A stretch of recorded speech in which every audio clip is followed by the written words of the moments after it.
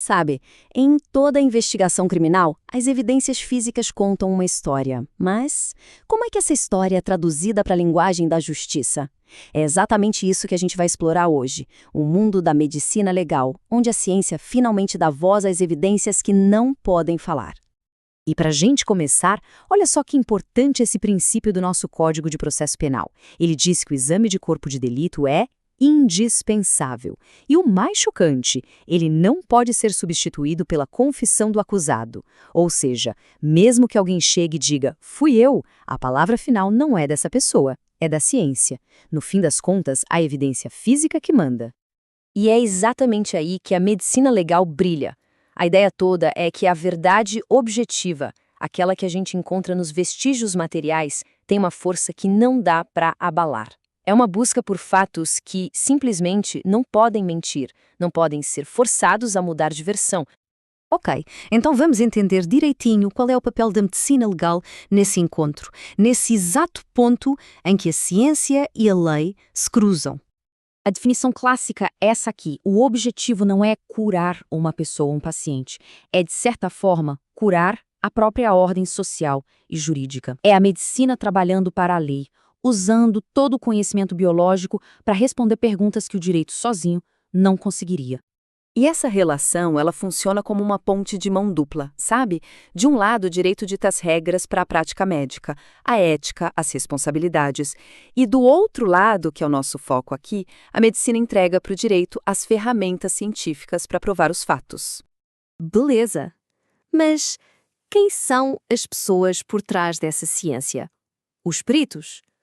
Só que, será que todo perito é igual perante a lei?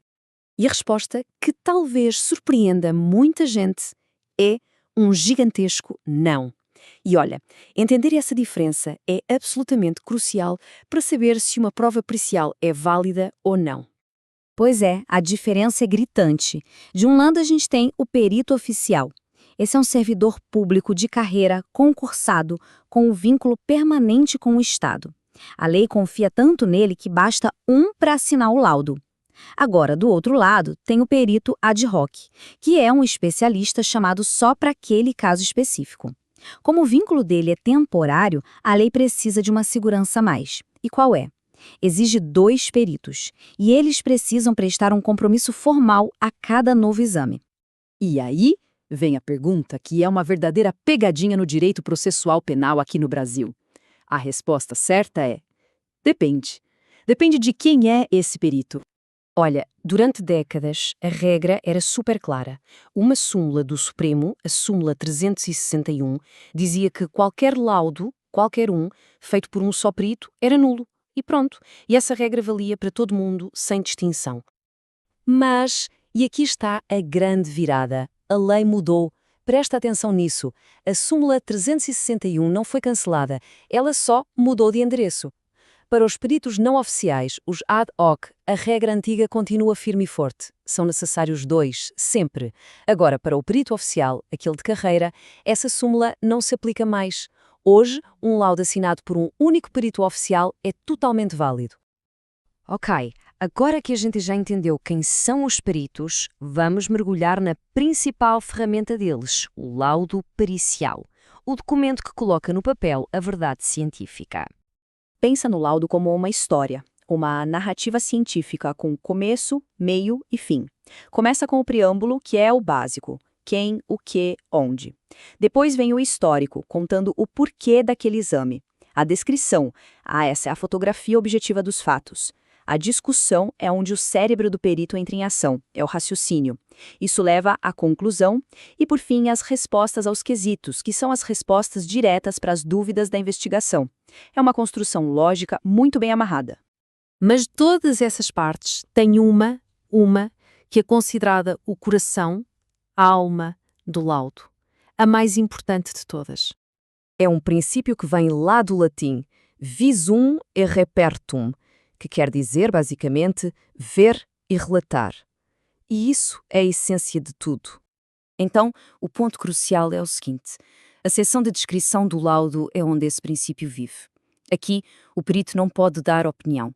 É como se ele fosse uma câmara fotográfica de altíssima resolução, descrevendo tudo nos mínimos detalhes, sem interpretar, sem concluir absolutamente nada. A localização, a forma, a cor, o tamanho de uma lesão, tudo é registado de forma fria, objetiva. E tem uma frase que resume isso de uma forma genial. Pensa bem, um corpo se decompõe, uma mancha de sangue pode ser limpa, os vestígios físicos são frágeis. Mas uma descrição minuciosa, bem feita, preserva aquela verdade para sempre dentro do processo.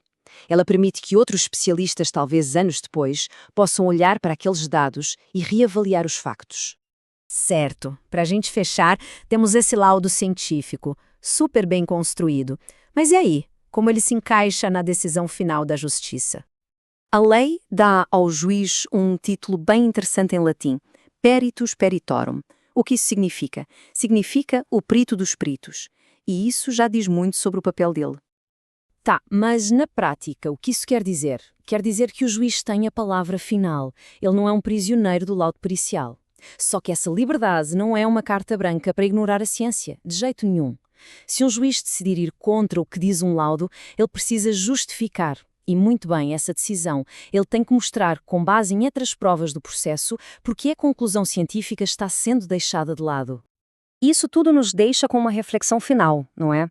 A medicina legal nos entrega os fatos, a descrição eterna dos vestígios, mas a interpretação final desses fatos e a transformação deles no que a gente chama de verdade jurídica, isso pertence ao juiz. É nessa tensão, nesse diálogo entre a prova científica e o convencimento humano que a justiça realmente acontece.